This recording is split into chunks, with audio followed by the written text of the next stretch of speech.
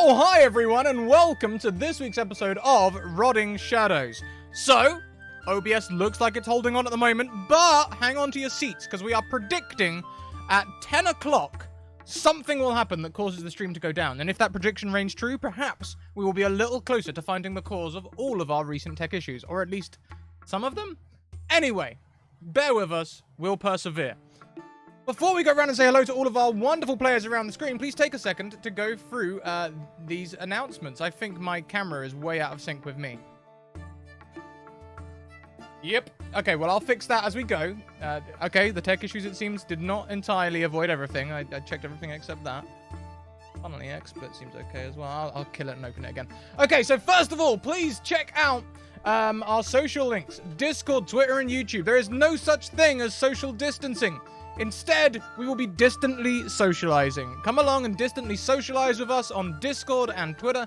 In Discord, you can find lots of people who will be glad to talk about D&D and other TTRPGs. You'll find a channel dedicated to this game as well, if you'd like to talk about our actions or any of the things we've been getting up to. If you would like to play D&D, if you'd like to get involved in one of our games, send me a DM on Twitter. And we will sort you out a game. That is our whole shtick. We are welcoming 10 new players every week. Our schedule has been mostly unaffected by the pandemic, and we are going strong. So feel free to come and have a play. Also, thousands of hours of content available on YouTube. Go and check it out. If you want to binge watch something through the night because you can't sleep, it's a great place to be. Also, thank you, Michael Wayne, for that sub before we got started. Huge thanks to our sponsors. Please go and check out all of the following people, including Hero Forge. Hero Forge, who have just released their beta color tool for their miniature creator, their color mini creator. This mini is from their Kickstarter. They've successful Kickstarter a while back. This isn't painted. This is printed resin. And tomorrow at 2 p.m. EDT, I will be playing with their color tool. And one of the first characters I think I'll be colouring in will be Barry Knight, who I made last week in the grayscale colour tool. So we'll be doing that tomorrow at 2 p.m. EDT, along with all the other. We'll be doing all of the characters for a series of these. Also, check out the Deck of Many. The Deck of Many is a donation reward and a channel points reward as well. If you have channel points, you can spend them to affect the game. I've just updated it this week. It now looks really cool. And you can donate the Deck of Many Things. Also check out Mage Hand Press. Oh, I should also mention, they also do, Deck of Many also do the Humblewood campaign, which you can catch on Thursdays at 6 p.m. right here, where we play the heroes of Humblewood, small woodland creatures trying to save their forest from burning down. Last week, they encountered an ash snake, and one of them kind of got swallowed. That's where we left it as well. Next, Mage Hand Press. Check out Mage Hand Press, our longest running sponsor. If you like space and you like D&D, you should check out their Dark Matter expansion for 5e. Currently, all of their PDFs are 25% discount on their website, including the Fey Folio, which you can catch here on Wednesdays at 6 p.m. EDT, as we play through Mackenzie Lane's Feywild campaign using that Fey Folio expansion for 5e. Last, but most certainly not least, Dungeon Fog. From our longest running sponsor to our newest sponsor, Dungeon Fog provides all of your map making requirements. You can make beautiful comprehensive maps to print out or play on VTTs, and you can, sorry, I just see Kayla getting excited about the Deck of Many Things. Oh boy. You can create maps in there, and as you add things to the map, it dynamically updates your GM notes as well, for reference. They have a free tool that you can go and dip your toes into, and once you get addicted, you can sign up to their premium service with 10% off using our code Scratticus. Let's go around and say hello to everyone, starting with our wonderful DM, Witherbrick. Ray, how are you doing? Hey, I'm Ray. I'm feeling real fly today. I'm really excited to play. I don't know why, but I'm feeling mischievous today, so we'll see if that correlates to gameplay at all. But yeah, I'm excited. I'm with a brick. You can find me everywhere on the internet by the handle. I do crazy, wacky, wild things. You can follow me on Twitter mostly. That's where I post all of my chaotic energy. Yay! Come hang out in this corner of the world that we like to hang out in and adventure in this crazy world that I've created for everybody. But yeah. I'm ready to see what you all put me through this week.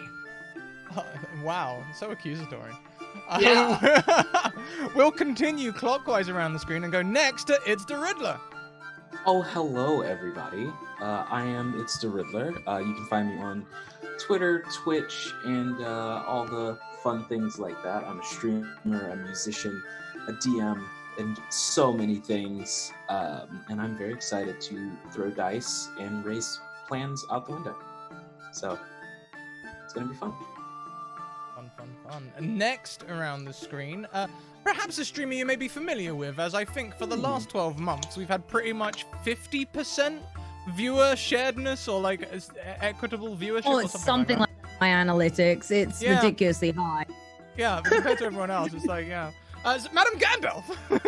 Hi, I'm Madam Gandalf. You probably know me as Madam Gandalf. You can find me as Madam Gandalf on everything as Madam Gandalf. And basically, we focus on fantasy, food, singing, and D&D content. You can basically find a little bit of everything else as well. Like there's singing in the shower, and we've done beach streams and things like that. I did a stream at Stonehenge once upon a time. Like you name it, we've done it probably at some point. So go on by my Green Dragon Tavern and have a drink on me. Thank you very much. Last but most certainly not least, Panita. Everybody, I'm Anita or Panita. You can find me on my socials at Panita. And I actually today I'm feeling like really hopeful and like just really joyous, and for the first time in a while, like everything's just gonna go Finney's way. If he doesn't turn into a plant zombie first.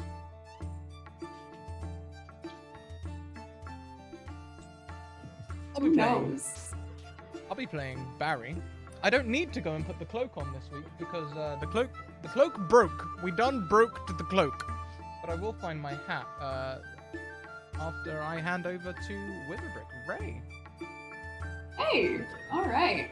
So last week, we all decided to traverse under the ground to find a mighty basilisk that was hiding inside of a mining shaft that this operation had come across and sealed away. After traversing down into this cavern, you all were exploring and came across this little alcove. You shimmied your way inside and found that it was this very weird, specifically used room with a saying scribed on the wall in abyssal that Finney had translated to be some sort of creepy poem.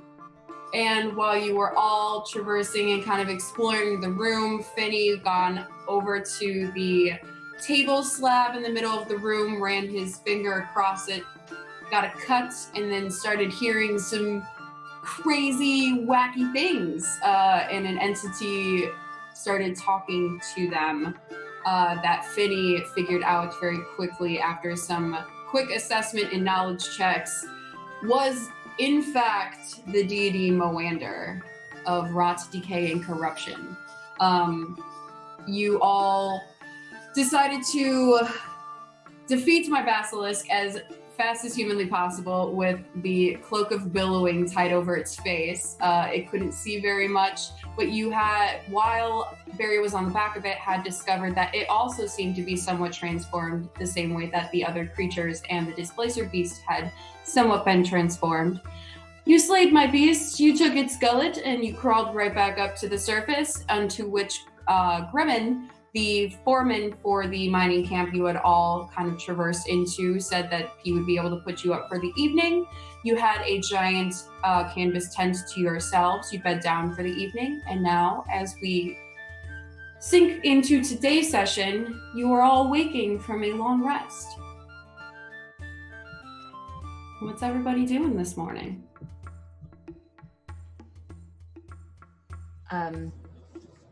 Finney has pulled out his books earlier on and is now going over everything that he can find about Moander. Make me a religion check. Absolutely.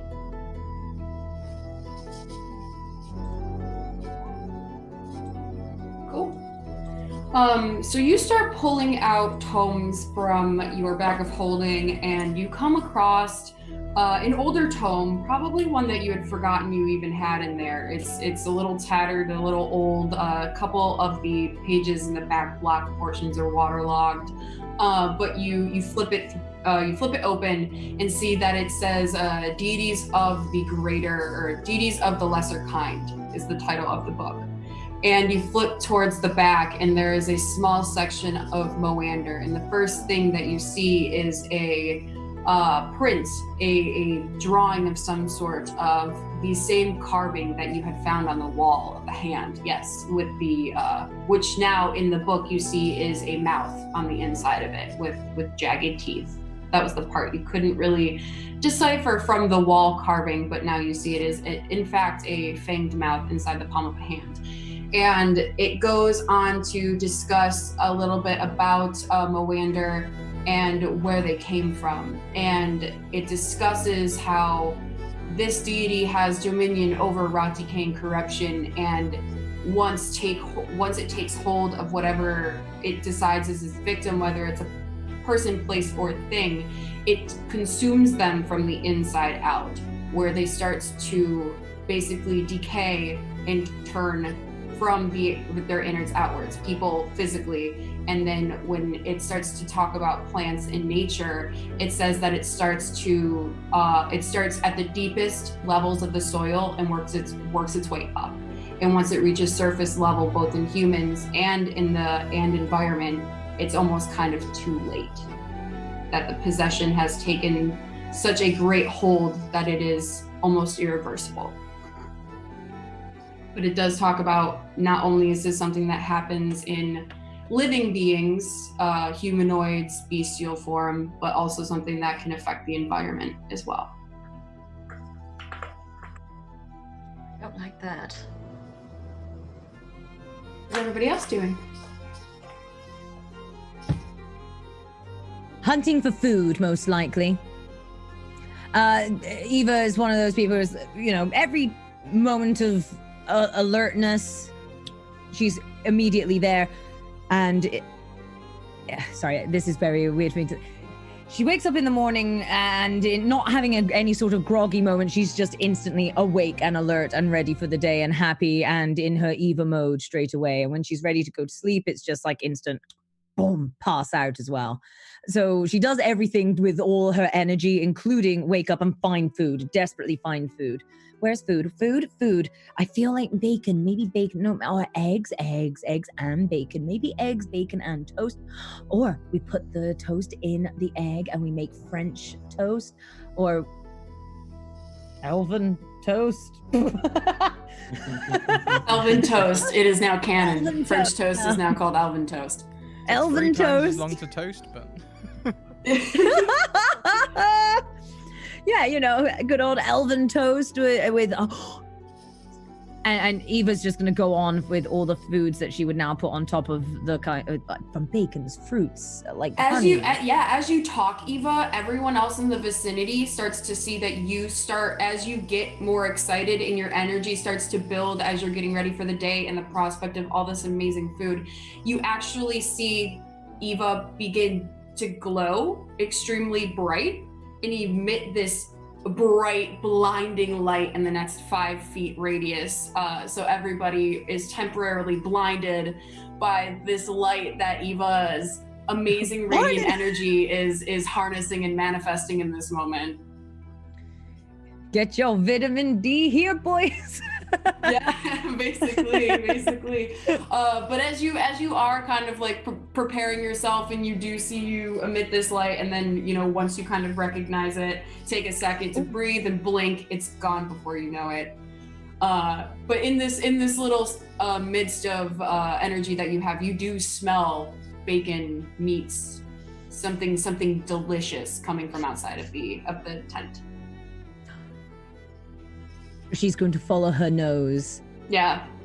And as you head out, you see there is a conglomeration of workers that have kind of made a morning breakfast. You see that there's bacon, sausages. You see a couple of like potatoes that they've been diced up and kind of warmed into like this diced mashed sort of concoction that they're all kind of scooping some gravy on towards and making themselves nice hearty. party meals for the day, and you are more than welcome to help yourself while they get their breakfast as well. It's not French toast, but I bet it's gonna be delicious. Thank you What is, very much for the sub, Staffan TJ. Also, the Maharishi coming in with a sub as well. It's heating up. Are y'all going for a hype train? You realize we rolled that shit around here. Let's do it. I have a requirement before I describe my waking up journey. Okay. The answer to this question will define how Barry wakes up entirely. What does the tent itself look like? So the tent itself, it's very much like when like in movies when you see a bunch of people in like a war or like a settlement where they put up tents that can be easily moved and transported. So it's basically like a skeleton sort of metal fixture with a canvas draped over it. It's not fancy by any means. It has on either side, it's about a 25 to 30 foot long tent. It's like a larger tent that they just had some extra stuff pushed into and extra beds that just happen to have space for you. But there's openings on either side that kind of roll out and untie. Really, really specifically though, what does the tent look like? Like, what's the material? Is it like, what kind of colors is it? It's a tan waxy canvas, made to be weatherproof in almost any type of situation. It's very thick. Not a lot of light comes through, just kind of what comes from the ground beneath you, and if you have the doors either open or closed. But the actual fabric itself is very thick and kind of heavy. And is that just like external canvas, or does it have any like internal partitions? Are they of a different material? There are no internal partitions. It's just one open, large tent, but the inside is just exactly the same material as the outside. There's not much of a difference. It literally looks like if they took it off, flipped it upside down, and put it back on, it would fit. Okay, so Barry probably would have spent. He would have definitely got a short rest in, and then woken up in the middle of the night, sort of keeping one eye open, to see how many people are coming and going in the middle of the night. Roll me a perception check. What are you looking for? Like, what do you mean coming and going? Like People. any workers? I want to see if people work through the night, whether there's a lot of traffic through the tent, or whether it's quite quiet. Is everyone sleeping? Yeah, for sure. Perception. Thank you very much for the hype train, everyone. We currently have level 1, which grants all of us players 2 advantages. At level 2, Ray gets another 8 disadvantages to add to that horde of disadvantages. We might start doing a trade-in thing soon, where maybe you can like trade in 5 for nat 1s or something. Yeah. I have so many disadvantages. Perception. I'm really perceptive. Come on. Fuck. So you try, like, there's a difference between you wanting to stay awake and your body not allowing you to stay awake. And after, especially the fight that you had hanging on to the basilisk, you're a little distraught because your billowing cloak is no longer in any good shape. You end up not being able to stay awake as much as you had hoped. And what you do remember from your groggy, like waking up, tossing and turning moments, there were no distinctive people coming to or from. When you had all come up from the cave, originally you had seen most of the people packing up for the day. So you can't really discern whether or not there were people working or not, but you didn't hear anything from what you can recall. Okay. In that case, can I, maybe not like, can I try and wake up a little early? What I'd like to do is make a 3rd entrance on the tent with my knife and create a new cloak. Roll me a performance check. I can do.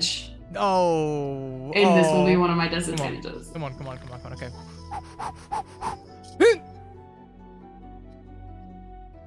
Hello? Did you roll? It did not roll. Hey, Jade! It's roll Oh, 20. I've got a feeling it might be roll Oh 20s. no, yeah, roll 20. Oh. It's Hold built-in on. suspense. Oh, there we go, there we go. Oh, there we go. An 11. And 11 either both way. times. Anyway, you cut it. 11 either way. You wake up, so like you think you're waking up before everybody else, but it's one of those situations where like if everyone had a phone, they would wake up and be like looking at their phone but still in bed. So everyone's awake but not awake. So you wake up and you try your best to make yourself a new cloak, and it does the job okay. It's not exactly what you were hoping for, but it's not terrible either. It does the job if you're just looking for something to cover you. But it does not compare in any way to your cloak of billowing.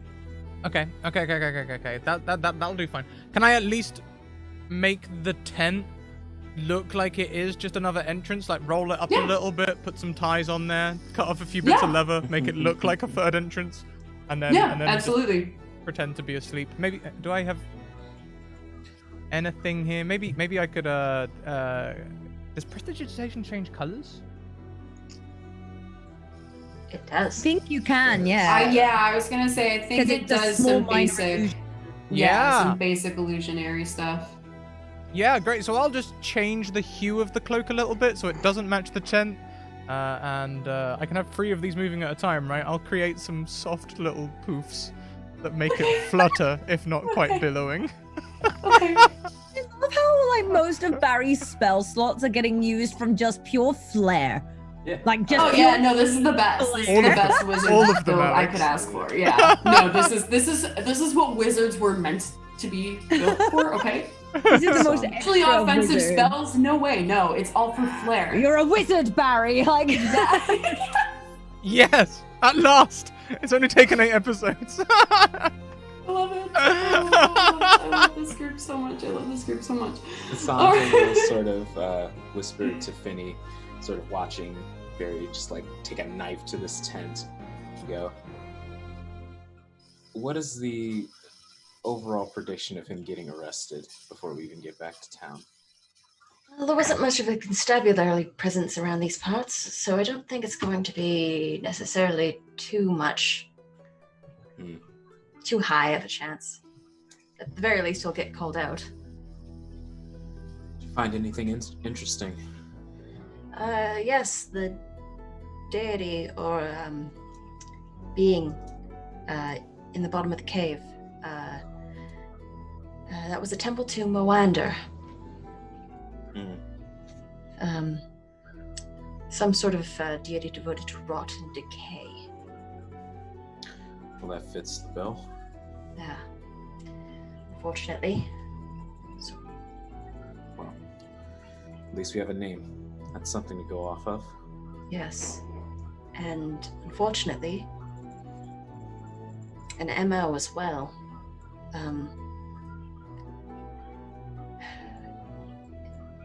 I don't know if even sealing that cave entrance is going to do anything. Yeah, I doubt that a god would only have one weird, culty shrine to their own ego. It goes from the deepest portions of the earth and it moves its way up. You're all right. Just pricked my finger. It's nothing.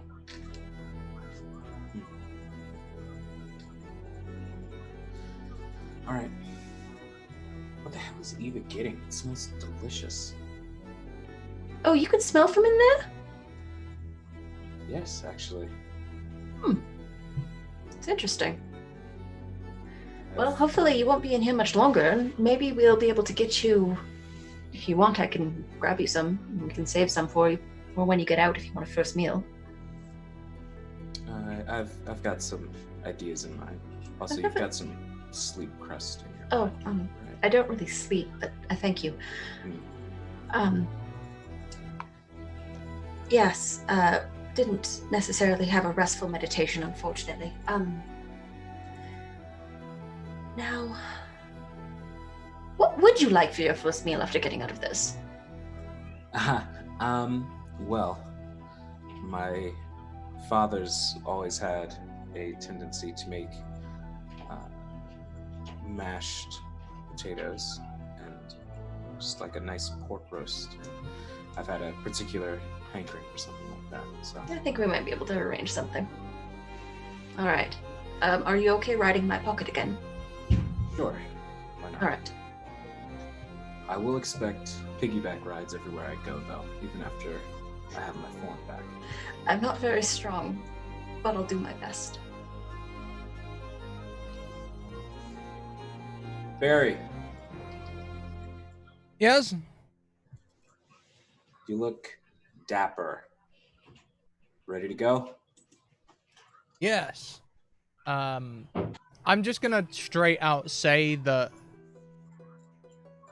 Barry has, like, I know we've just had a long rest and everything, but I'm just gonna throw it out there that I've already used 2 level 1 spell slots and 1 level 2 spell slot trying to make my cloak billow. At one point, I had Tensor's floating disc hovering nearby, and I was trying to tie string to the edge of the cloak and the disc to see if I could move 20 feet away and it would, like, follow, but it didn't work out. It's a waste. It's a complete waste. I'm sorry, team.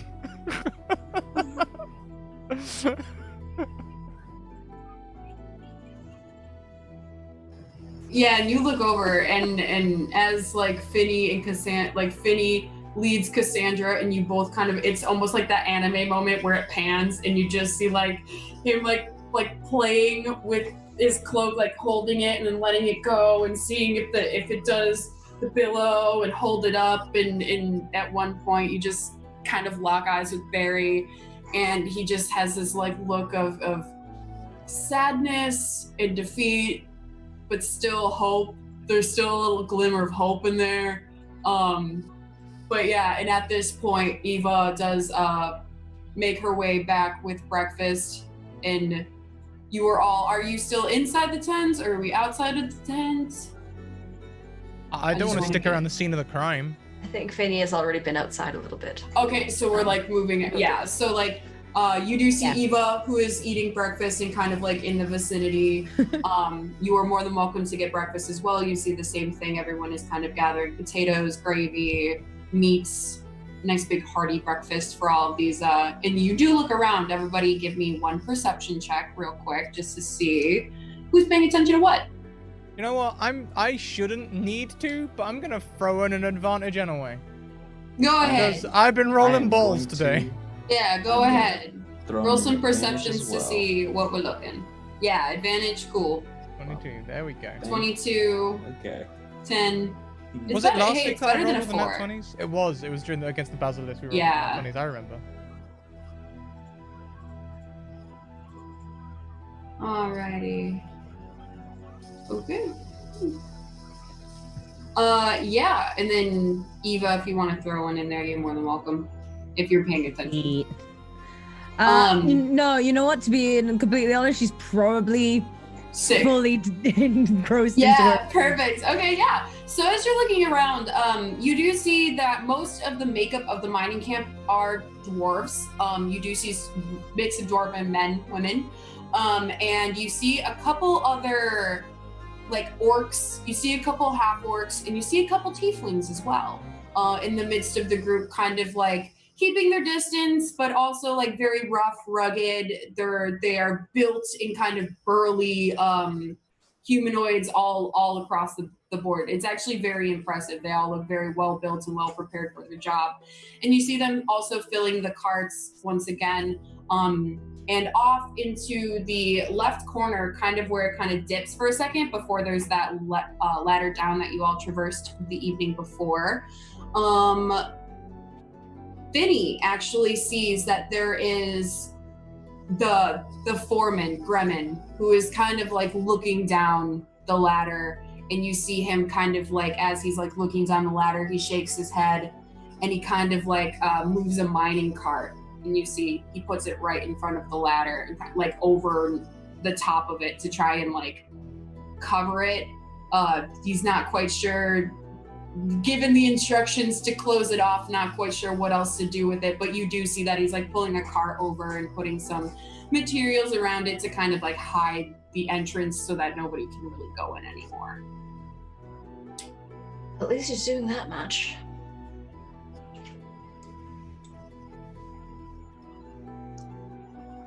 And besides that, everybody's just kind of doing about their morning business. They are getting their meals eaten, and as soon as they're done eating, you see them immediately go back to their tents, getting their supplies and moving towards the mine. And by this morning, it's not too far after sunrise, maybe around 7:38 in the morning. Finny will pull out the sending stone. Mhm. And I'm going to send a message to Hugar. Okay. Hugar, we have retrieved the Boundless Gullet. Perhaps it's time for you to set up the portions of the ritual that you can so that there's no delay when we arrive.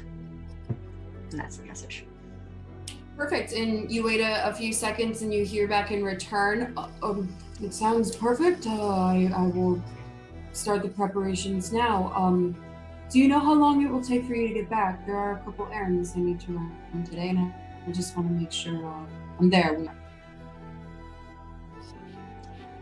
Shouldn't take us too long.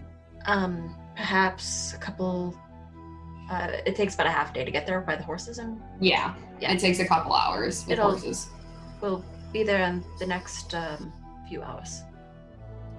Perfect. I shall await your return. Thank you. Pocket the stone, or Yeah. that's not next to Cassandra's down here, maybe. Shall we be off then? Please. I'd like to be done with this portion of my life. All right. We And get the so, piggyback rides. Yes. I just imagine like Cassandra getting turned from a bottle into a person, being on Finny's back, and then just stays on Finny's back after being transformed into a person. Do you think that we should have perhaps done a little more with the minekeeper about the strangeness we found down there? And Barry's still waking up, so he's doing them long cat stretches, you know, the back legs and the front leg stretches. Yeah. He's doing a little bit of yoga to wake up. Seems natural. Cat and cow poses. I did what I could. Told him to seal off the entrance. But if my research is correct, I don't know if that's going to do any good. Moanda seems to work from the very bottom of the soil, the deepest point, upwards. And if it's already reaching upwards, it might be a little bit too late. Drop some delayed fireballs down there. Well, if I find a wizard capable of that, I'll let you know. Apologies, Mr. Knight. Man, you might be able to cast Fireball. That was hazardous. No, I see. Level. I have curing wounds prepared if you need it after that. I also have lesser restoration if it helps. Deceased! The spice. I am deceased. I need lesser restoration. Revivify! I cast invisibility at the bottom of the mine. It was useful.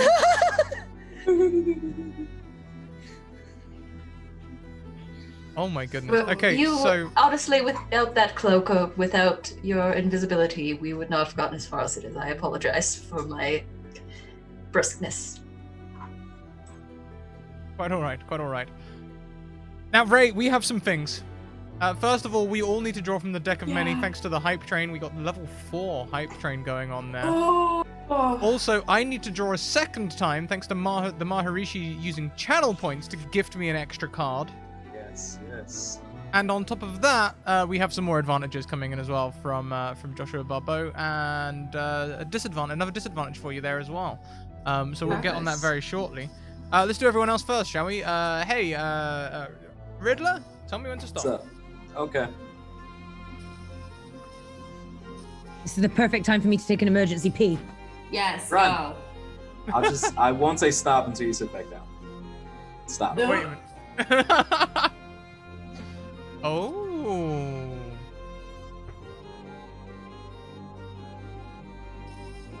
Ooh, okay. Super interesting. And it's so fun because I'm going to be, so just so everybody knows while we're pulling these cards, what I've been doing with these pulls, because every week when I session plan, I take into the consideration because they all pulled again.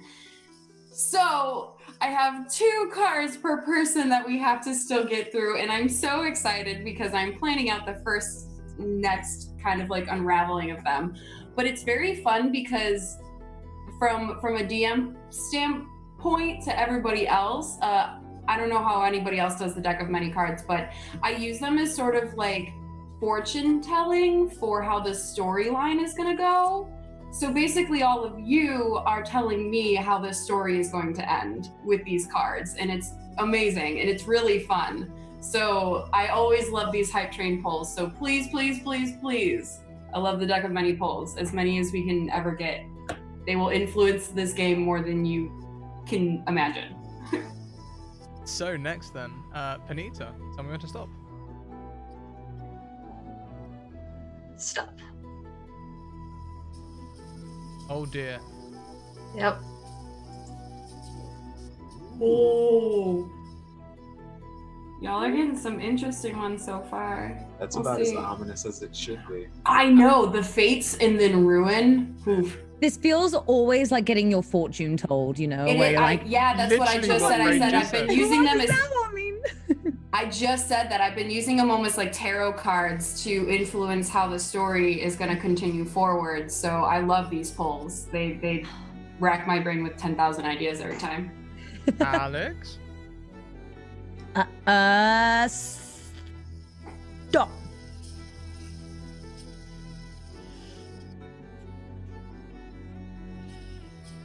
Ooh! We're rich. All right. And then 2 for me, please, Ray. I'm pulling the cards Yeah. out as we go as well, so tell me when to Perfect. All right. Stop. stop. Okay. Good one, first of all. The key. Okay. And last. Stop.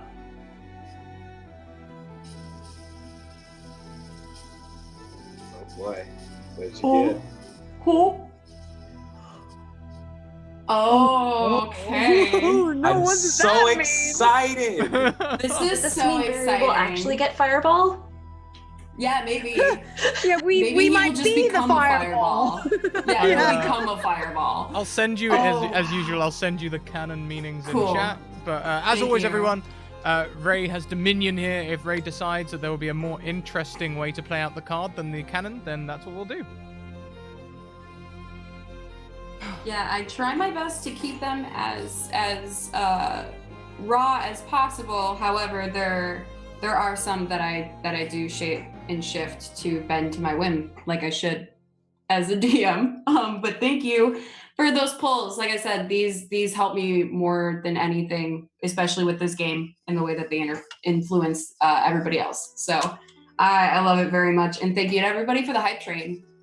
Really, really great. Thank you so much. Every everyone. week. I appreciate your support. Yeah, it's so amazing. All right. So, diving back in. We are just about to leave. What was everybody's consensus? I think we were on the ground. Okay. Let's hit the road again. Okay. The road, Jack. So you all gather your horses. They are mounted where you left them, kind of on the crusting top of the hill where some of the first encampment is. There are other horses that are tied up and some wagons and stuff up there too. But you retrieve your horses, you get on, and you start riding off. Can I get one survival check from somebody for the ride back? I'll go. Perfect. By all means. I think Evelyn Eva has always been very into her horses. After all, she is a bard druid. So yeah, they'll survive a thing. So she'll probably be steaming on ahead with her steed. Like, yeah, we could do. Oh, well, okay. She's not. Is it too late to use an advantage? But even then, has a 13 there, and it's not going to make it any better. All right. You do a fairly decent job. It's early enough in the day where even talking to the horse and having a good time and kind of like dazing about in the grand scheme of things, like on the ride itself, getting lost in just being on the countryside. It's beautiful open plains with, forested areas interspersed here and there, but it's very open and beautiful, and the sun is basking down on it, especially in that morning dewy glow. It's very beautiful, and you kind of get sidetracked for a little while, so it takes you an extra like 45 minutes to an hour to get back. But besides that, you run into no other issues on the traveling back. And Right, we took the scenic route. You took the scenic route, basically, yeah. So instead of like going the one way, you kind of cut the long way, added a little bit of extra time, but nothing you couldn't handle and steer yourself back to. But I you can were see pressing... that she probably got lost in conversation with the horse. Yes, very much so. You two have been bonding so well this entire ride. Yeah, I think there was a lot of Eva. Oh, right. Sorry. Are we going the right way? We are. Okay, we're going the right way. So, as I was saying. Yeah, very much so. But yeah, you are cresting right back into the town of Prophet. Are we going straight to Hugar's? If that's what's gonna help Cassandra the most. Perfect. So you head right back to Hugar's, and as you get off your horses, you see the little posts to tie them up are still there. So you tie up all the horses, and the door is, upon tying your horses, the door swings open, and you are welcome inside at your leisure whenever. Perfect. All right. We all head upstairs, and Hugar is sitting right in his main foyer room. He's got a long pipe. He's sitting there with a book in his hand and one floating off to the side and reading both kind of simultaneously while puffing on his long pipe, and looks above you or above the books at all of you as you enter and says, "Oh, it's good to see that you made it back alive. Did you get what you needed?" Eva's gonna quickly lean over to Barry and just be like, "Oh man, I'm digging his vibe. Can I be him when I'm 90? He's not that cool, right?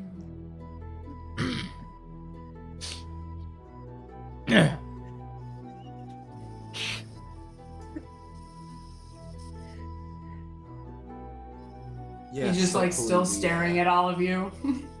Hopefully we got the right components to take care of this situation. Yes, a bit of an interesting situation down there in that mine. To say the least. Interesting situation. What do you mean? We found, looked to be some sort of an altar, a temple. Good.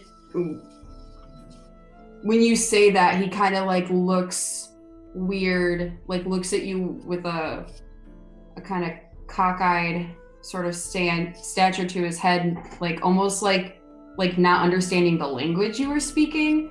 And the books immediately close and float down and sit on the table, and he puts his pipe on the table as well. Kind of leans in to you. What do you mean? We found an altar, a poem, and carvings in the wall.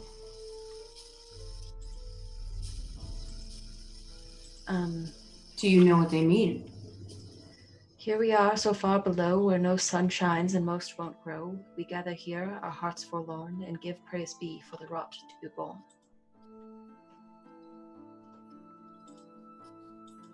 Well, do you think it was just some vandals, or do you think there's any actual credit to this so-called ritual room? It looked to be a ritual room to Moander.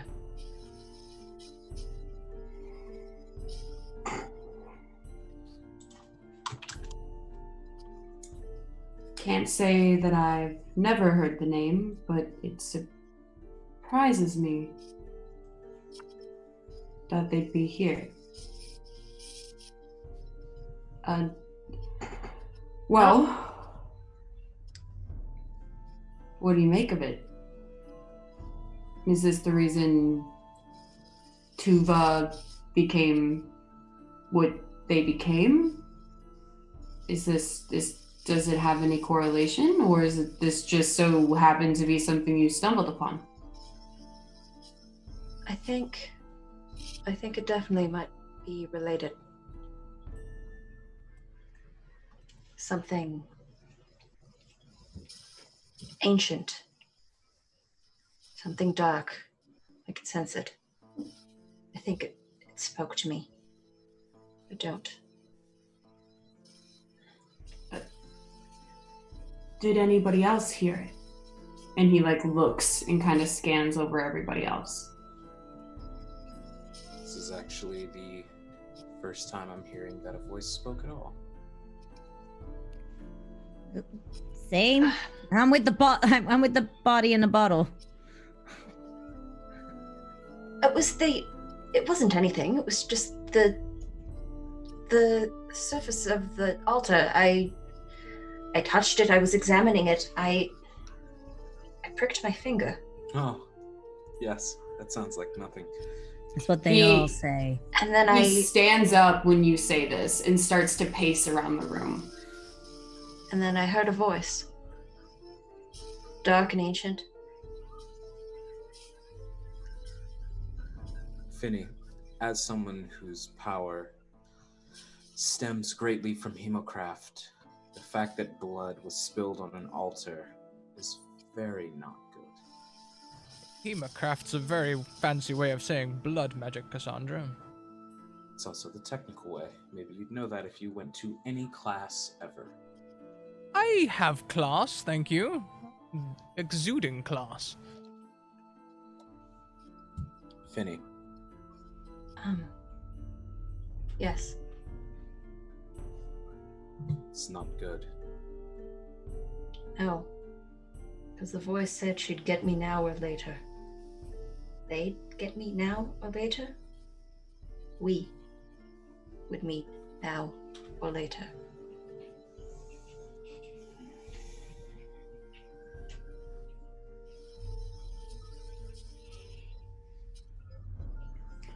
Did you mention that you had lesser restoration? I did that immediately. Don't think it took. He'll unwrap the bandage on the finger. Science isn't working. Magic isn't working. This is getting harder and harder. You see as Hugar starts to pace the room that as he's pacing, there are things kind of floating amongst him in the air. There are a couple books that have been taken off down from shelves. There's a couple candles and some jars with dried herbs and powders and some pigments. And as he's pacing, you see now in the back corner of the room, there has been a space cleared out with a giant, massive granite tub. And all of these things, as he's kind of pacing around, are being poured and kind of dipped and thrown into this tub. And you see the tub is starting to have a very soft glow to it, and a soft, it's emanating like a soft, almost like an incense type of smoke, where it kind of comes out and billows and lingers softly and thickly before dispersing outwards. And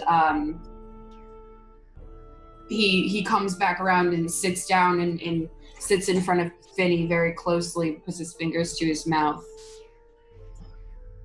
I mean, you can focus on getting Cassandra back into her body, right? I think it's one problem at a time. I would agree. Yes. Absolutely. But moreover, because Cassandra, you're a blood magician, right? A hemocrafter.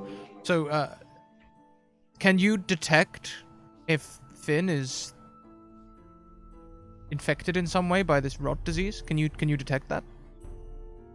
Can certainly try. I have kind of thing might be a bit out of my depth, but we can compare notes at the very least. I We have might a plan. To cut the entire hand off. well, maybe not. I don't Maybe know not. if that's going to stop things, but So- I kind of sorry. need it for somatic components. You can't see my face. That was a joke. Oh. Joking.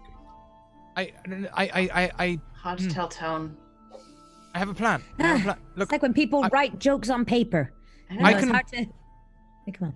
I can convince anyone that I can convince anyone that things are happening, right? I can make things appear like they're not really real, right? I can do that with people. I wonder if I can do the same with the infection.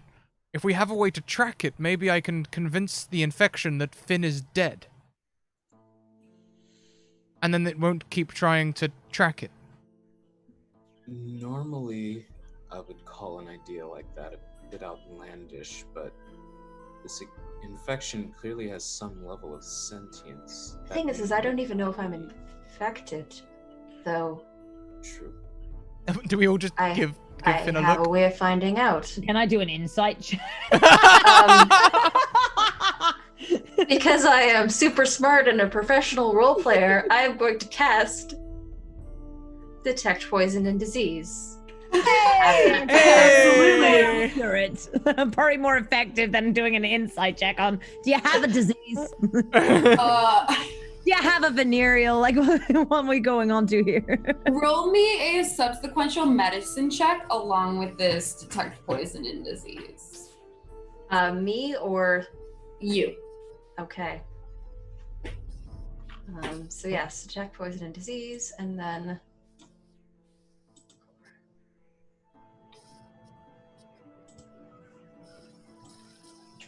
Okay. You do cast detect poison and disease. Nothing like pings. There's no specific you can't pin it whether you don't get anything back. It feels like it almost didn't work. And by your knowledge, and from what you've read, it went into a small detail of not only is blood a small part of the ritual, hence the table and the small dagger on the side of the table that you cut yourself on, there is an actual possession of the form internally that it needs to take as well. It's only a small sacrificial amount of blood that is needed. It is not something it's only the first step, yeah. I think. Cutting myself was only the first step. I think I had to give myself willingly. Then there was that compulsion we all felt. This is a disease that cares about consent. Seems like it. Oddly. Can't be all bad. Barry, you felt that though, that compulsion when we were at the crevice. I do remember wanting to crawl into the crack, yes. I had that too, but for an instant, and as soon as it was there, it passed. Something about my will perhaps being a little bit too strong. I don't think I felt it. Maybe that's what the bottle meant to protect me from. Maybe.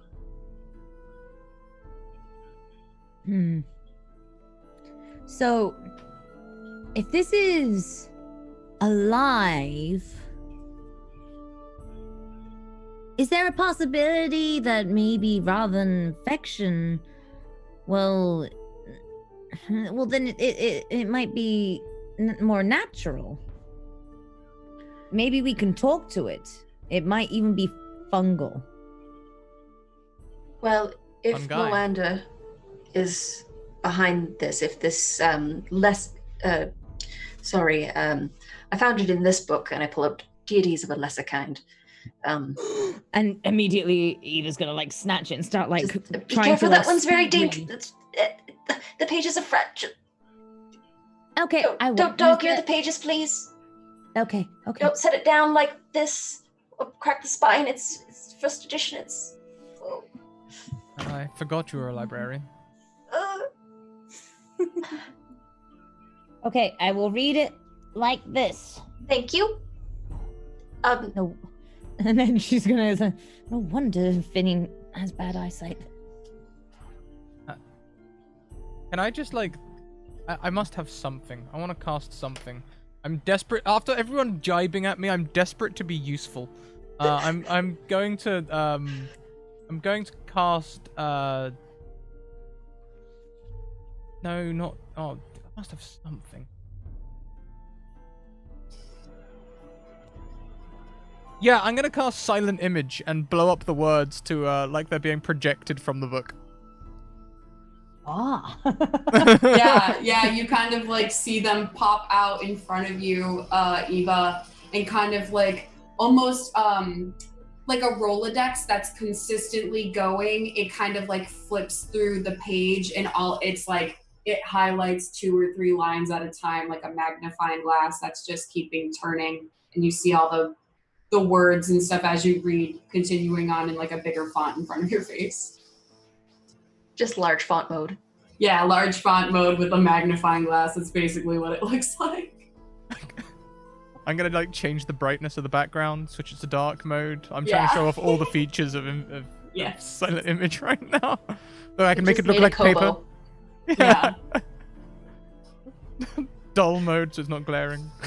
And as this is happening too, Hugar is preparing the ritual bath and kind of comes over to where Finny is sitting with Cassandra and bends down and looks into the vial where Cassandra is and says, well, are you at least ready to come back to your form now? As ready as one could possibly be. All right, well, we'll do this first and then we can talk about everything else afterwards, because I feel like having you back in your normal form might be a more comfortable way to have that conversation. We will have to open the bottle, correct? Don't you worry about me. I'm gonna take it from here. He Miss Knox, starts you to did say levitate that you you. wanted me to make sure that you are, if that was, is that still what you want? I think Hugar's got it under control. Okay. Thank you. By all means. And Cassandra starts to levitate over towards where this granite tub is. And you see, as he's not touching the vial by any means, but he floats Cassandra over so she's about hovering maybe 6 or 7 inches above the liquid. And as it kind of bubbles and has that radiant glow, the cork becomes loose and you see it pop off, and immediately the liquid is poured into the bath. And as it is, the purple mixed with this soft radiant glow of the bath starts to emanate these purple sparkles and bubbles, and kind of has this like thick, dark, silvery mist that has the same sheen that the liquid did. And you hear it kind of bubble and snap, almost like pop rocks, as it starts to form this crystalline feature, and you see pieces like rise and fall out of the water as they start to formulate themselves. And Cassandra, as you're going through this, you are starting to feel yourself almost like if you had spun on like a merry-go-round way too fast and got off. Everything's kind of like spinning, that whole Alice in Wonderland type of feel. You can't really get your bearings, and you yourself, your vision goes black and you essentially pass out. You're still cognitively aware, you can still think, and you are still like in that sort of like half asleep, half awake, but your eyes are closed, it's foggy, you don't really know what's going on. And the next thing you know, you're awake and your eyes are open, and everyone else in the room sees this flash of purple and silver energy. And before you know it, instead of the liquid being in the tub, Cassandra, you are now back in your corporeal form, and you are laying in a granite tub inside of Hugar the Humble's hut. Silver hair, not in the ponytail, just down. Yeah, like it literally looks like you were just drenched in water. So like you have your clothes on, your hair's wet. It looks like you literally jumped into a lake and then got fished back out, basically. She just like claws all the strands out of her face. I'll extend a hand down. I'll grab it and pull myself up. Welcome back. I forgot how short you all are. I'm gonna Yes. prestidigitate to blow dry. Yeah. I wanna give it a really annoying minor tinny sound as well while it does it. Just just Yeah. Yeah. And as just you're so everyone doing that, knows that I'm doing something. Yes. Hugar, actually, you see as you step out of the granite tub that the only thing left inside is a sort of deflated and very slimy looking gullet. It is the actual gullet of the basilisk that you were kind of almost encased in and then came back out of. And it kind of lays inside the tub, and that's the only remnants from it. But he takes it out and kind of just shakes it, and it's fat. It's about this big. It's this giant flat sack, almost like a stomach. And it's he kind of shakes it out, and you see two of the little mice, his mice assistants, take it and kind of scurry off with it. But you just see literally two little mice dragging this weird gullet across the floor as Hugar turns around to come and sit with you all again. Cassandra will just walk towards Barry while he's doing the blow drying thing and dig in her pack and pull out this, what looks like a child-size bedroll. It's dark purple, and she'll unfurl it, and there's gold trim around the edges, and it slightly shimmers, and it billows at the bottom. And she will wrap it around Barry's neck and tie it, and just very close to your face, say, "Thank you." You're welcome, Sandra. Rather nice. And if you ever make a bottle joke again, I'll strangle you with it. And pat on the shoulder. We wouldn't have the She'll put her hair back up in the high ponytail, sort of roll her shoulders and go, "All right, I'm gonna go stab a tree 47 times." I forgot how Amazonian you are. Son, I've heard that. And she'll walk down out of the hut to go practice with her sword because she's scared that she doesn't know how to do it anymore. Yeah, you walk right outside, and luckily enough, not too far away from Hugar's hut. There are a couple trees around, some big sturdy ones that you can definitely swing your sword at. And if you're trying to practice to make sure that you still have the chutzpah in you to swing your sword, give me a athletics check. If you're just a natural 20 to succeed the cool. athletics check. Perfect. Yeah, so you take a couple of steps towards the trunk of the tree and take out your sword and kind of do a couple flips with it in your hand, get the feel of it with your wrists again. And before you know it, you're taking strikes left and right, you're pirouetting and you're ducking and you're kind of coming up high and just practicing every move that you've ever learned. And you're doing it with such precision that after you're done, you are sweaty and you are out of breath, but you are so confident and filled with that joy of this is your skill, this is what you know, and you will never, ever, ever feel like you lose it because it is something so deep and ingrained in you. Wide smile across the face. Cool. I feel like Barry might follow Cassandra out purely because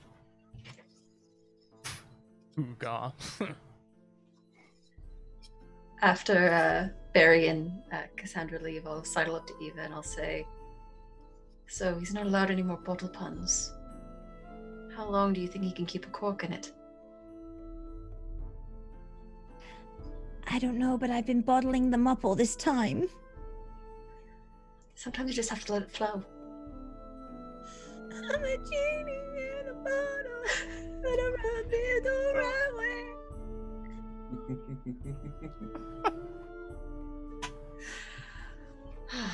I'm glad she's back. Is it bad that I almost titled one of our episodes "Cassandra in a Bottle" as a pun to "Genie in a Bottle"? Or "Blood Hunter in a Bottle" was also something I almost wrote. I tried to make the pun. I'm so glad somebody finally did. Oh my goodness. Amazing.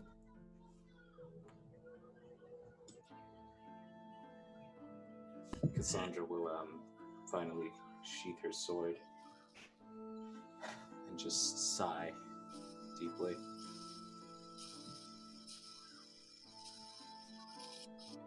Is Barry still outside with Cassandra at this point?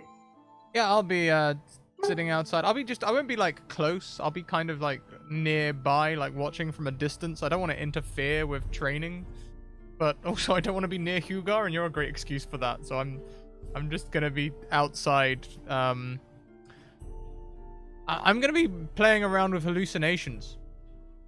You know, the great thing about being an illusion wizard, you don't need aids to hallucinate. I'm just gonna minor illusion, all sorts of weird shit. No, I love it. I love it. If you want to give a descriptor or two of what you could be hallucinating or what you think you would be, by all means. Yeah, well, you know how it is with the old illusion wizard. Our minor illusions give sound and vision, so I'll make, I don't know, the fence post start singing and dancing, and like a nearby tree turns into an ogre that starts laying waste to the village around it. It's all minor illusion, so it has no effect, but it's incredibly amusing to me. For a minute, I shrink the city down to a tiny and pretend I'm a giant. I'm like walking through the city like fee fi fo. Love it. I love it. And Cassandra, you see all of this as you like turn around in the midst of like you practicing. That's about when she sheaths the sword and just arms crossed, just watches Barry for a bit, smiles a bit beside herself. She goes, "All right, we need to go back up.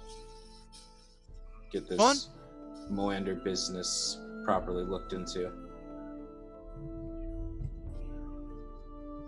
Also, hey, with this whole Hugar thing, he might have like a great tower and a bunch of magical assistants, but there's no fucking Barry tonight." Oh, I'm not.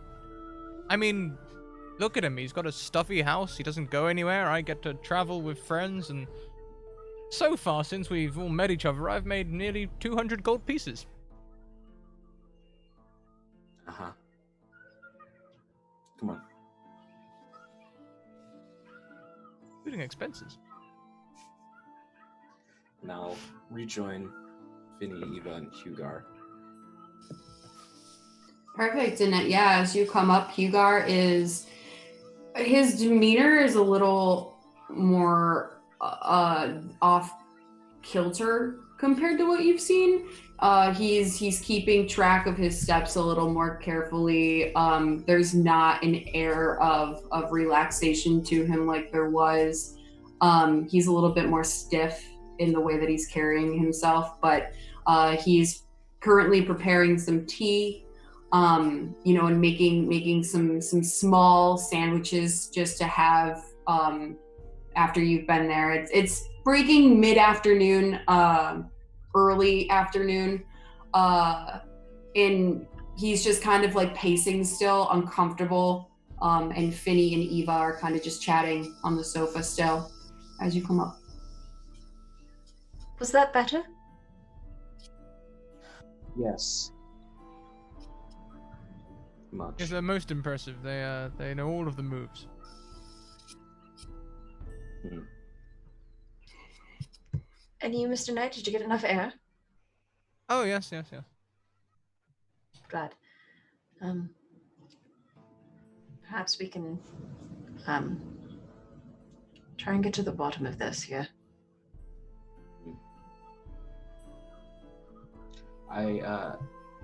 Ray, I wanted to try and sit down, and not out loud, but does the bottle and the cork, do they disappear once the entire thing is all said and done?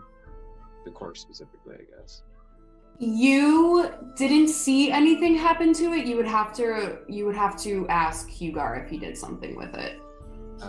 Hugar, do you still have that cork?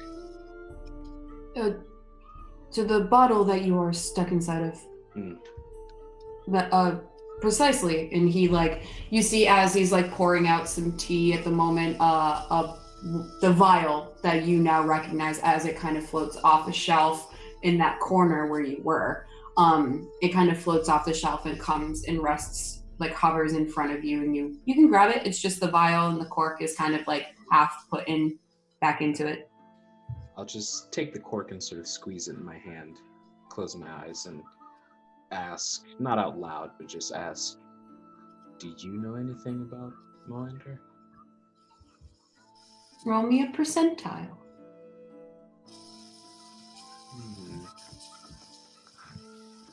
Percentile doesn't sound like the type of thing I can use a natural 20 for. 92? Okay.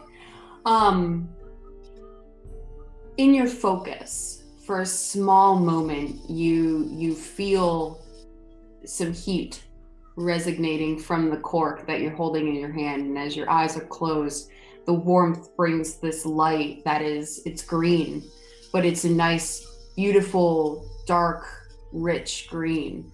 And in that greenness, you focus a little bit more, clenching a little bit tighter to that heat, and that green quickly turns to a weltering purple and then to a black. And that's the only type of answer that you get.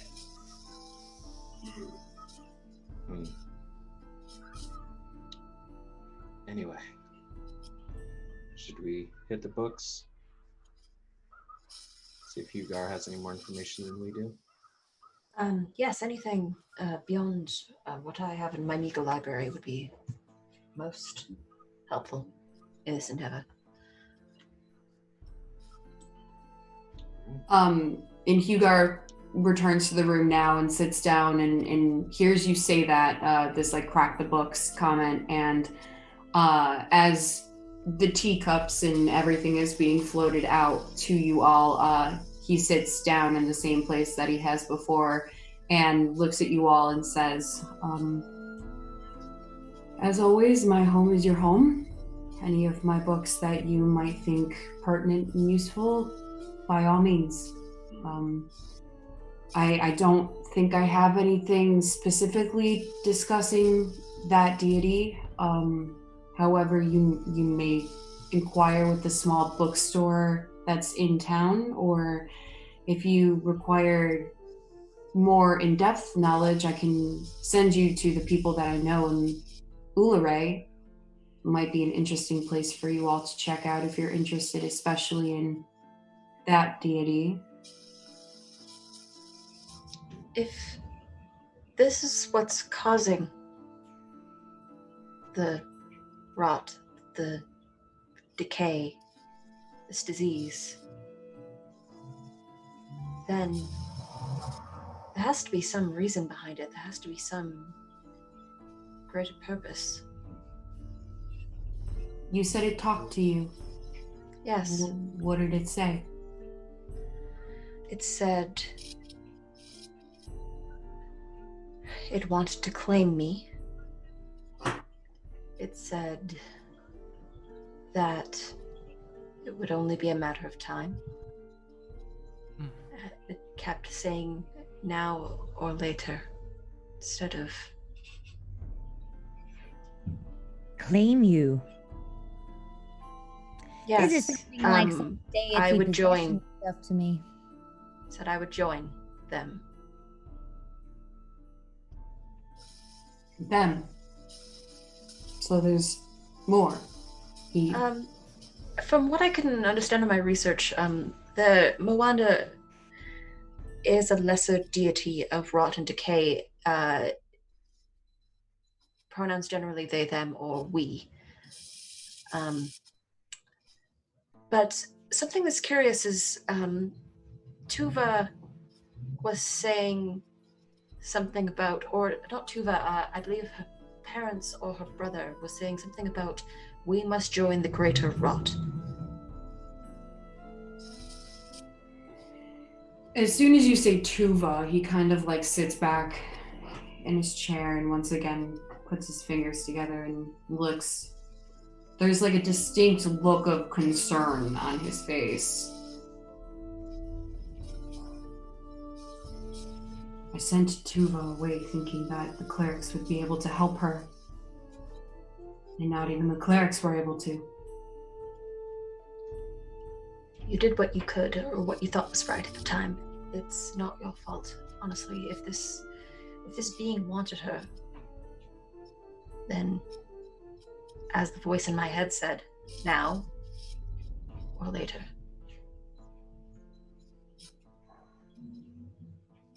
He gets quiet and he looks down, not making eye contact with any of you, and he goes, I saw it. I knew it was down there. And I chose to ignore it. Do you think that if I didn't, that I could have stopped it? That Tuva could have been saved? If I just appeased what it was? I don't think there's any appeasing this. Could have at least dropped some fireballs down there. What kind of wizard are you? He looks so shocked by the comment. Eva's gonna even rib hit, like, elbow him in the rib a little bit, like, oh, come on. Mr. Knight!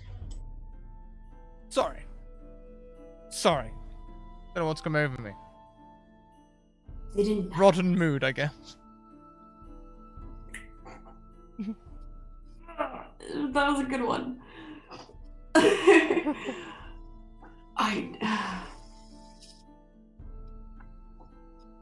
I promised when I retired that I wouldn't seek out adventure again, and it felt like if I decided to take on the project for myself, it would be going back on everything that I had said that I left behind. But now I can't help but feel guilty. That's not how this works. We don't get to pick and choose what adventures we go on. Not in my experience, at least. My dad always used to tell me if you can do something, that you should. It's a responsibility.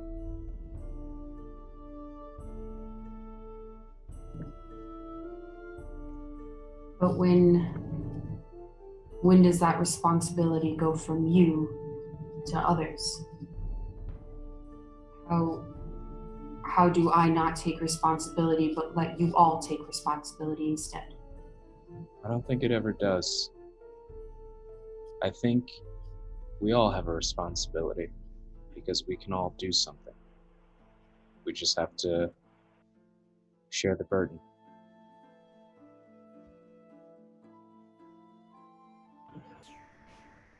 After I sent Tuva away and was gone in the Feywild, I had connected with a friend. They had made a passing comment about some sort of plight or sickness or something that a couple of their beasts that had come back from being in the material realm had procured or found or something, and now I'm even worried that maybe this is not just something that's here, but might be also in the Feywild. You said you found a displacer beast, yes? Yeah. Yes. It's currently being cared for at the Fish Hammock Inn. We made arrangements with a researcher to look over it and see. Do you think you'd be able to tell me the researcher's name so that I might be able to contact them on my own, see if any of their findings help me in what I might be finding out myself? I still very much want to help, I don't know how deep I'm willing to go into the rabbit hole. She was a student. I think actually, after you establish a line of communication with her, you should maybe bring her on as an acolyte. She was very headlong into a daunting situation, so that's to be admired. She was a botanist and an arcane researcher in addition to being a cleric. It seemed the best option. No, definitely smart with choosing a botanist. Whoever decided that is definitely on the up for that decision. But maybe, depending on where you go and what you do next, maybe I will find my way back to Ophida and see if there's anything I can do with this research. See if I can bring them on for some research of my own. Potentially bring them to the Fae with me. Check back in with my friend. If there's any more signs of this making manifestations there, I think we might have a more bigger and pressing issue. However, it doesn't seem to be rooting in the Fae. Maybe there's a chance we can still defeat it here before it starts to spread even further.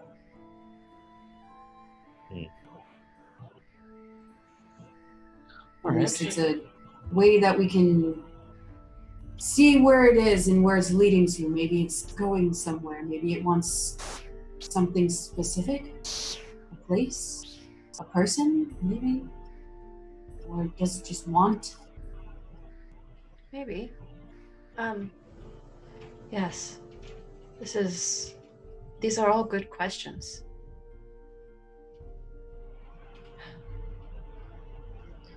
Suppose now we just have to struggle to find the answers. And hopefully find them quick enough before this starts to get out of hand. I have a feeling we might not be seeing all that there is to see. Many questions, few answers. That seems to be the order for the day. And no idea, Miss Knox, at all what could have possibly caused your previous condition. I think I'm getting a bit of an idea. That's another question. What that beast was doing on that, going towards that ship. Yes, with Captain Jurin. Yes. Many questions, but Few answers. I've always loved a good mystery. I used to read them with I used to read a lot of mysteries. Oh, So, they're good. They keep your mind sharp. yeah. All right. Well, we have two options. We can either get started on books, or we can head back to oh goodness, what was his name? In the Temple of True Heart. Bop. The name escapes me. Let me look through my notes. Digby or something like that, was it? Are you talking about the person who was helping you at the temple? Mhm. The cleric, Axel. Axel, that's what it was. Yeah, like I said, close to Digby Axel. Right, yeah. So close. Just a few letters off. Right amount of letters. Nearly. Do you want to head back to Ophia, or do we want to push forward, perhaps? Push forward to where? Hugo, you said there was a town nearby with perhaps some books and answers, or... Yes, I reached the Fae through a personal channel of mine in Ulare. It's a ancient druidic city. More modern now, but still pretty bathed in old times. It's close to Paramus Rise and crest into the Ablewood Wilderness. I have some connections up that way, but the only thing I could think of it having to your value would be more information about this deity of rot and decay. The druids know a lot more about those sorts of magics than I do. That's why when it came across me, I sent them to the cleric to run her family. I don't know much of those realms. I'm more like Barry here. Illusion, conjuration, transformation. And even transformation I was never really good at, so I couldn't really suss out what was going on with that specific transformation. Maybe they would know a little bit more, being of that nature and domain. And Ava, don't some of your magics branch from Druidism? A teeny tiny bit. Perhaps there's You'd something probably for you to be learn a- there too. Yeah, you would be a key into the city. They're not keen on non-druidic practicers coming in and asking many questions, but if you Can go do have a forth. druid within your midst, yeah, you would probably be much a help. I mean, I could always send a small letter with my approval, but my word only goes so far with so few. No, I got a flower crown. We've got some animals. If we cure ink blot, then we've got at least a little furry animal friend right there. But we've at least got the horses. And then I can make sure that my horns look absolutely even more like ivy filled than usual. But she starts going on into all the ways that she could try and make herself look more like a druid. She starts talking about maybe putting moss on some shoulder pads to try and get a real good mossy forest chic. I knew some druids at high school.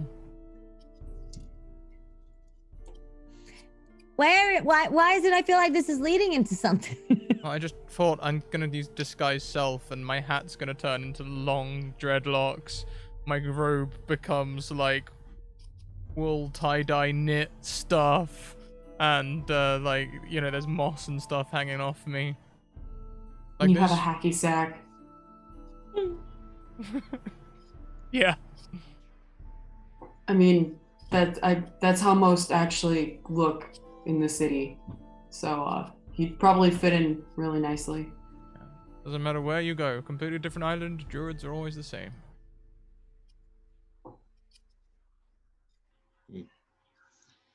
All right. Sounds like we should set out. Well, if you're going to set out, the only thing is Uluru is about a 2 or 3 days ride. And you're going to start cresting into the mountain ranges, so just be careful if you do end up taking your horses. And if there's anything else I can provide before you leave, please let me know. Oh, and that reminds me, if you wouldn't mind. And he gets up and goes into the kitchen. You hear some movement around, and when he comes back, he has 4 bundles of black cloth, and he lays one in front of each and every one of you. And as you go through and open them, who would like to open theirs first? Who tries to open their bundle first? Sandra will. Okay. So Cassandra, as your bundle is smaller than everybody else's, but as you untie it and sort of roll it out, in the middle of the bundle is a pendant. It is a very dark but beautiful black opal. And as you pick it up and kind of move it, it changes colors in the light, but the predominant color is a very black, opaque color. And around the pendant are these black iron tentacles that seem to be wrapping and encasing and kind of going over one another and overlapping. And it creates a beautiful, almost a mandala effect around the entire pendant. And it sits on a long iron chain. Who opens theirs next? I think Eva would be a very excited packaged or, gift bequeathing opener. As you open your bundle opens like a bag. So it's the same size, roughly same size as Cassandra's, but it opens like a bag. And as you reach inside of it, it is very Mary Poppins-esque, and you reach around and you feel a rod. And as you grip upon the rod and pull it out, you see it is a large staff of some kind. And you pull it out and set it next to you. Who pulls theirs out next? Barry's gonna wait until we're nearly leaving. Barry's gonna be last thing before we get on the horse. Okay. Penny will go next. So Finny, you take yours, and yours is very small. It's the same size as Cassandra's was, but yours almost opens like a pencil case. And you open it, and as you reach in, yours also does feel like a rod, but it's much smaller, and you take it out, and you have a wand. And as you all sort of kind of look over what you have, Hugar goes and says, okay, I know I just met you all, and of the like, however, your fellow adventurers, and now more so than ever, I think that these things might help you traverse in your journey. Cassandra, you have, it's called the Amulet of the Undying One. I did some research when you were gone, and I made this, imbued with as much as that sort of magic as I could. And you have a amulet of, why can't I think of the term? Half-orcs get it. When you die, you get one hit point and you come... Endurance. Yes, it is an amulet of relentless endurance. And once you attune to it, you have that feat. Sick. Eva, he kind of turns to you and gestures for you to give him the rod. And if you do, he'll take it. And he'll swing it around and stick it in the ground and say, okay, you have to use it like this. And he starts singing into it. And as he starts singing into it, everybody in the room hears this extremely loud, boisterous sound come from the end of it. And you all feel yourself being hit with this wave of psionic energy. And my dear friend Eva, you have a staff of amplification. Goodness gracious. Ooh. And I will send you all the information on all this afterwards. I have stuff to send to you. But Finny, as you look at yours, your wand, you hold it in your hand, you kind of flip it once or twice. And as you flip it, a spark of like white, kind of like almost like a sparkler-esque type of energy comes from it. And he holds it, he kind of like, as it flips, he catches it in the air and swings it back towards you and places it in front of you and says, and a wand of wonders for you. I'm hoping this one will give you many laughs. It's one of my favorites. And Finny has a wand of wonders now. Thank you. Haven't held one of these in a while. I did what I could.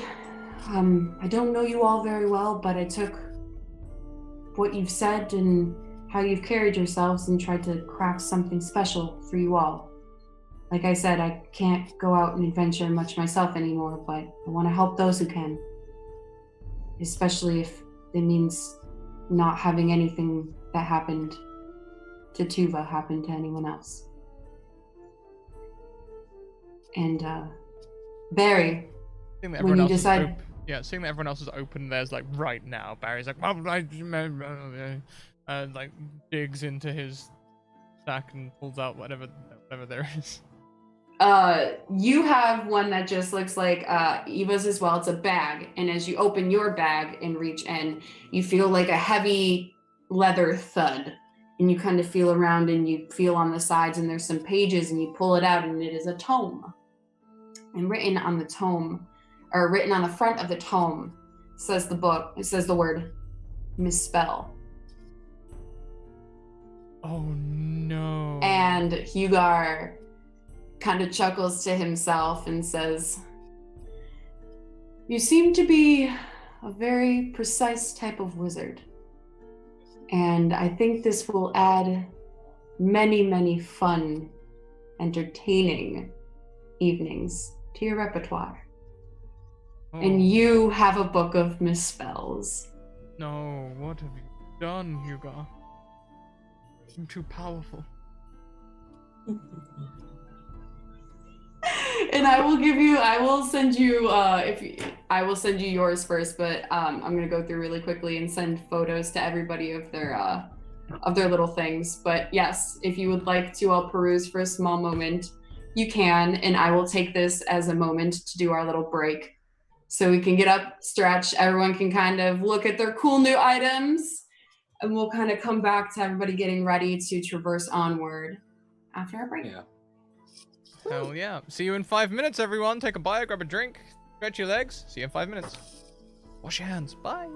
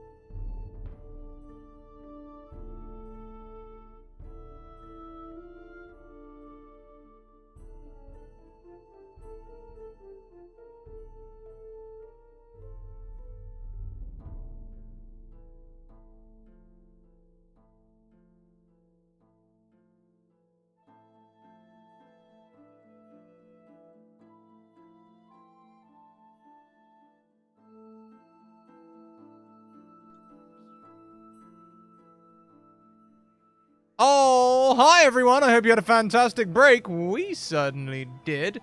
I will hand directly back over to Ray. Cool. Alrighty, so as Hugar deals out all of your new tokens of gratitude and friendship that he hopes you're all friends now. He kind of takes this time to leave the room.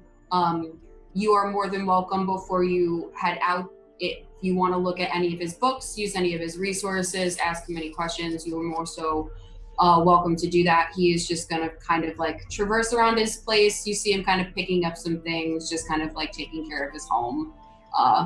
But your time is your own before you head out. Is there anything you think we can accomplish from Hugo's home before we leave? I mean, I thought about it, and he's pretty well read, and these are all his books, so if he hasn't heard much about Moander, I doubt he probably has anything in his own collection. No, I mean, even mine was from, and I mean, honestly, if you have older books in your stack, sometimes you read over them, and eventually you forget them after a couple hundred years or so, and then you just sort of have to reread them every once in a while. You're a nerd. It takes you a couple of hundred That's right. years to Well, no. forget. Yes. I'm quite old. You don't look old. My heritage generally wears it a little bit better. I'm actually about the same age as Hugo. Eva's now gonna start getting uncomfortably close to Finny, like inspecting for a wrinkle. You might find a few crow's feet here and there, but honestly, high elves are generally a little bit So fairer it's not when just it comes the to. cheekbones that add to your age. Your complexion is stunning. I mean, I spend a lot of time indoors, moisturize. That'll help too. These Yes. freckles, wish they were natural. Let me tell you, there was one summer several years ago. I stayed at, and she will start going into Cassandra a very is long-winded story just again. going to pick Eva up by the waist and just let her talk as they walk down to the horses. She's like not even gonna bother trying to stop her. She's gonna like scoop her up. And See, just, my like, friend start- told me that this was a special poultice that was meant to protect you from the sun. Little did Mhm. I know, it was actually just straight up like an oil, like what you would baste a chicken in. I So was basically crazy. a roast chicken dinner underneath that sun that day. And I tell you, it was just a boiling hot. I sizzled. and Probably smelled great. She's just like clunking down the stairs. And then as they finally get there and she's placed down, Cassandra just kind of places her down. She's like, and that's how I got these freckles. Honestly, all it Riveting. takes is one mistake in your regime, and you're stuck with them forever. I know. Best little accident I made. Good for you. Oh, except for maybe. And she'll look down at her arm, which has got the darker blue to her normally pale blue skin, lightning scar going down her arm and a bit of her back. And they're like, oh, well, maybe except for that one. You are the most interesting person I've ever met in my life. Isn't I'm she a just? bard. And that's, and trust me, that is an achievement. And she'll just bow. And Cassandra will sort of step up to Epona, who she has never actually seen, just sort of like brush her hand along, and, whisper that before tacking up, grabbing the reins. Yeah. How's it feel to stretch your legs? It's nice to have legs again. It was weird. I had them. They were just like, it was kind of like being submerged neck deep in a pool, almost. But I could just like turn. Gravity wasn't really a thing. So that kind of sucks, but hey, prehensile thumbs. Must have been a fascinating experience. not sure when I'd like to try, but maybe I can live vicariously through you. Here's something. All right. I hop up on the horse. Come along, Henry. I'll give it a little kick and shakes. Perfect. Is everybody getting on their horse? I will Is that summon the general carbon. consensus? I will minor illusion, some minor magic to make it look like I've cast Find Steed. I haven't. Just Your trots steed out is of the right in stable. front of your steed there is it right in is. front of you. It's like just like the frame pans like 2 feet to your right. He's right there. Yeah. He's like right there. Wiggle butt, pounce onto the horse's back. Wonders never cease. Everything that Barry does, I just imagine in the most like cartoon sort of animated way. Even getting on top of a horse, I'm just like, it's very funny. Barry is one Top of my cat. Yeah, like Top cat. yeah, like he's just like super jazzy the entire time he does anything. So awesome. You all get on your horses and does anybody know how to get to this city? Oh, yes. Don't worry, I've got magic compass. I'm going to cast an illusionary compass that points in whatever direction I think we should be going at the time. Hugo did sort of give us vague directions. However, perhaps we should ask? Though I'm sure your compass will work fine, Barry. This is a seated navigator. The sat-nav. Yes, please go ask Hugo. All right, I'll be back. I hop off the horse. Before Finny leaves, Go back.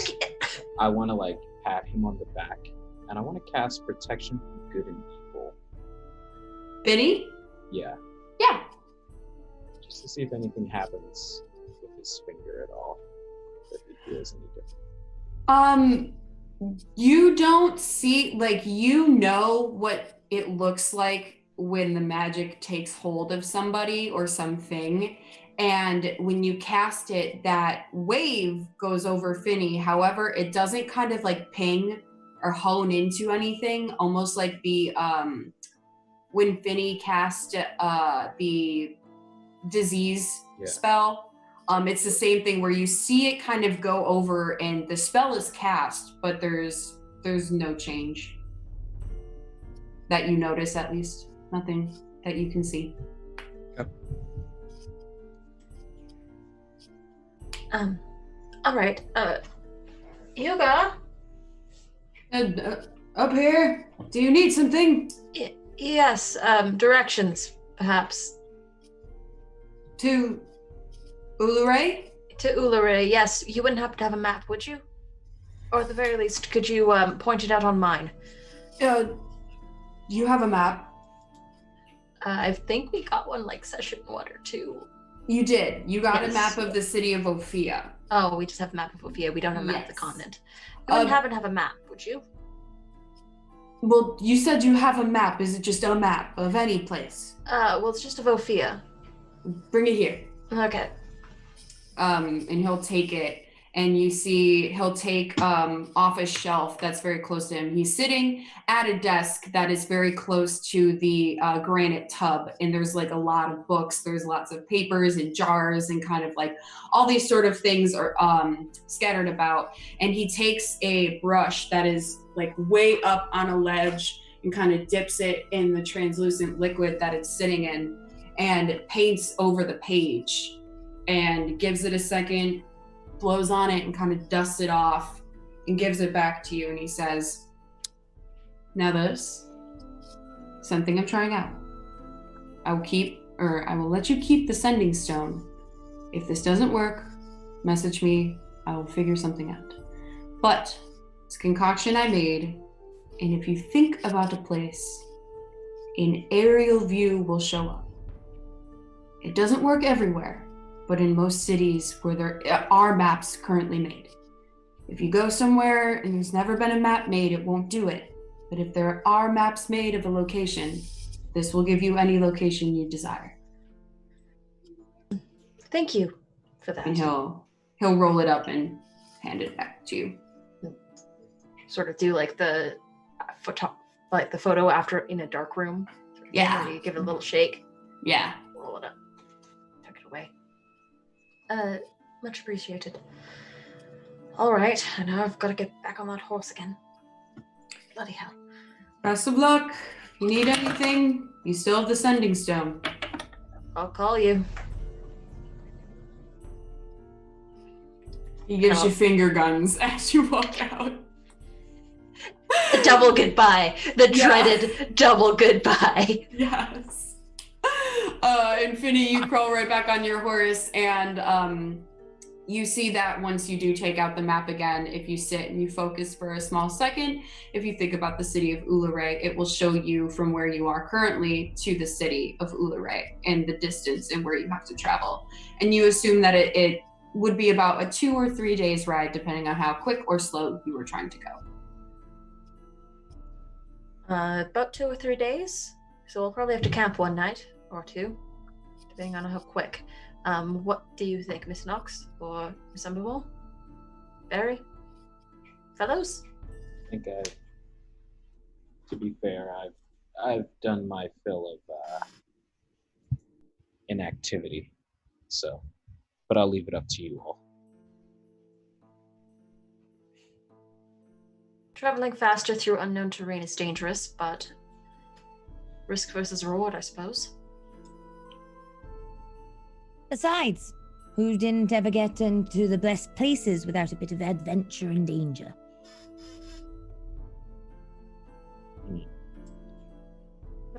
Well, that's... Are we heroes or are we dancers? Oh, I've never heard that aphorism. Then I guess we find ourselves looking for the answer.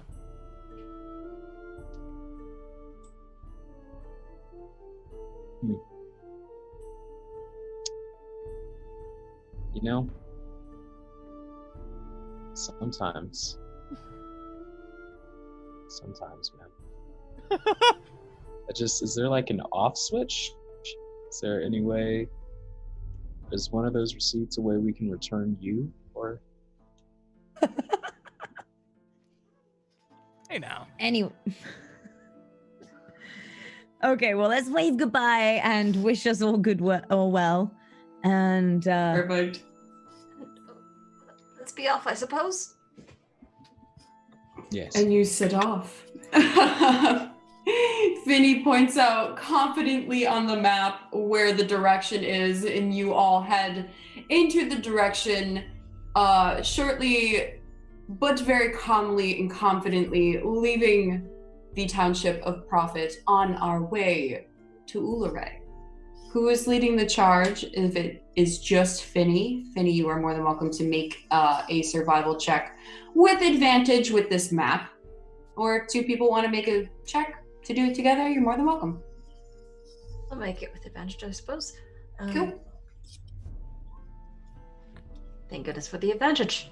Perfect, absolutely. So yeah, with the confidence in your new map and your skills, you are getting kind of proficient with navigating on this horse. And for your first journey through the day, you left in a bit of a little after afternoon, like 1:30 in the afternoon. So the first couple hours of your journey are very easy. You don't have any issues. You see that it is once again heading outside of Prophet. You are heading west in the direction of Ulare, and it is still very grassy. There's still a lot of like plains, flat lands with trees interspersed here and there. But as you start making your way closer or farther and farther outside of the city and outside of the township towards the city, you see that the landscape is starting to change, and very, very far off in the distance, you can see the cresting of a few hills and some of the range very, very far off, like the mountain ranges of Paramus Rise that are starting to peek its way up into your vision as you crest forward. Do we want to stop? It is getting towards dusky time. You ride for about 6 or 7 hours, so it's just about the end of sunset. If you want to press on through the night or stop for camp. What do you all think? Well, I mean, I haven't really, we could press on. I mean, we're going to get plenty of rest tomorrow night. You said it'd be 2 nights, right? I mean, I'm a bit peckish, and honestly, Hugo packed us a lunch last time. Bit disappointing. I mean, I can't expect it every time. He was very kind. He did give me this wand. Yes. But that lunch was delicious. Go either way. I could go for food, or I could go for just getting there. I mean, I could trick us all into thinking that we've eaten, but we won't actually get any sustenance from it. Well, I think I might have a will- spell for this. I'll take my lunch that I wouldn't have gotten a chance to eat, and I will pass it to Finny. Well, I mean, if it's not too much trouble, I can also create us some food, some water, and we can just eat on the road. Quick lunch. Sure. But I think we should press on, though. yes, definitely. Maybe stop for about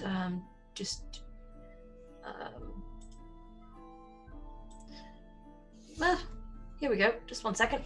I'll set out a little blanket, and I'll just go cast create food and water. Perfect. It's gonna be quite a while, but it will feed the horses too. All right.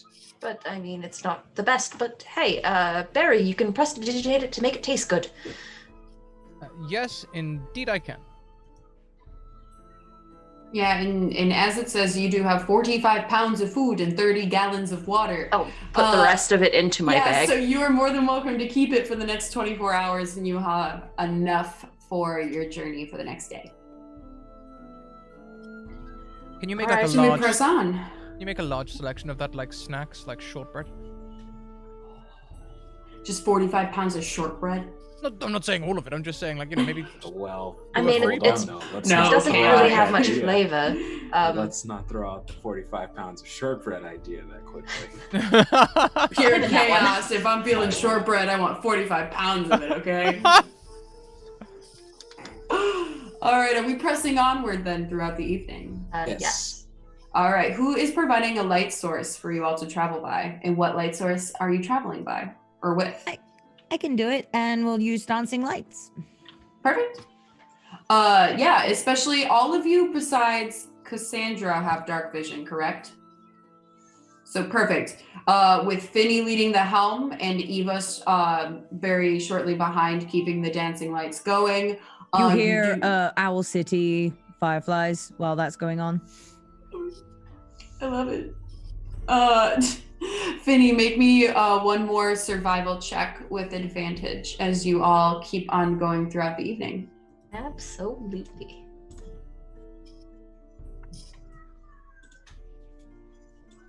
Hey. Perfect. As you are going throughout the night, there are a couple instances where you are traveling and you do see campfires along the route. The route that the map is taking you on seems to be a not extremely well-traveled, but a well-traveled enough route where there is sort of an inlay, kind of like happenstance sort of path that you're on. And you see in various directions to your left and right, about 500 to 600 feet off, these small little pits of fire every so often. They're not very close, but every 10, 15 minutes as you're riding, you're seeing, these things kind of pop up in the midst of the woods. And as you keep traveling further throughout the night, you do see that even though it's a little hard to make out, you can see the shapes of the mountain peaks growing in the distance as you're getting closer and getting closer to this range. And now the landscape has gone from very grassy and flat to more hilly and overturn, and the grass is getting a little bit longer in places and then dipping very quickly. So you do have to be a little bit more careful with how you navigate these roads, especially in the dark. But you are doing a very, very good job of it.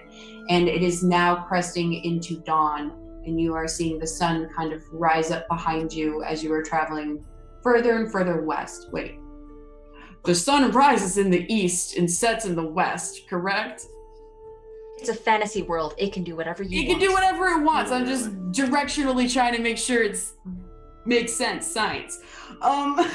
So yeah, right behind you, it's kind of cresting upwards, and it is casting this beautiful orange and yellow and pink glow upon the mountains that you are cresting into. And as you are traveling onwards, the horses do kind of slow down now. They are being pushed to a limit of needing some sort of longer break. But as you do kind of crest into this more hilly area, you stop for a moment as the horses kind of trod, and you all kind of come up next to one another. And looking upon the expanse, you see a little dip in a valley, and maybe a mile, couple miles, you can see what looks like a bunch of brambly, large trees, and in the set of a mountain. So a mountain kind of comes out, and there are all these trees that reach the top of the mountain. They have to be, from this distance, they don't look tall, but you're thinking and you see off and you're like, no, those trees are hundreds and hundreds of feet tall. And they are touching the sides of the mountains of Paramus Rise, which is the tallest mountain region in Neofa. And as the day begins and you see this in front of you, that's where we're going to end for today. Just this beautiful sunrise over this beautiful landscape, and something eerie waiting for you as you arrive to the city of Ulare within the next day. I'm solid again. Yeah, Cassandra's solid again. You're going to a new city. You made some friends. You got some cool things. It was a great session. They always are. Oh, y'all are so great. This is so fun. In I'm so excited. I'm so excited. I love this campaign. Yeah. So, we do have credits to wrap up with. Did I actually already update them? We'll find out very shortly. But before we do that, let's talk about all of our things. So, you can find our sponsors on the following links. We have Hero Forge. We'll be streaming some content with them at 2 p.m. EDT tomorrow, when we'll be painting some minis, starting with Barry Knight from this show. So tune in then. Also, check out Mayhem Press, who make the Fae Folio, which includes a bunch of custom Feywild expanded content for 5e. You can see that on Wednesdays at 6 p.m. EDT. Also, check out the Deck of Many. Deck of Many's been featuring heavily in this campaign. You can also find their Humblewood content on Thursdays at 6 p.m. EDT, where we play Humblewood. And lastly, Dungeon Fog. Check out Dungeon Fog. You can make all sorts of wonderful maps, print them out, and as you update the maps, your GM notes update as well, dynamically, which is super fun. Check out all of these wonderful people around the screen. They are fantastic. I understand Panita's going to be streaming soon. Alex has a very regular schedule. And Riddler, a fantastically talented voice actor. Go and check out their Twitter and all the wonderful things over there. And Ray, you have been such a wonderful dungeon master. Can we just have a quick Ray appreciation moment? Oh, thanks. Yes, it's been yes. absolutely phenomenal. So, we are going to wrap up. Until next time, everyone, keep on evoking emotions. Yeah, we will see you tomorrow at 2 p.m. EDT. Thank you guys for watching. Bye. Bye.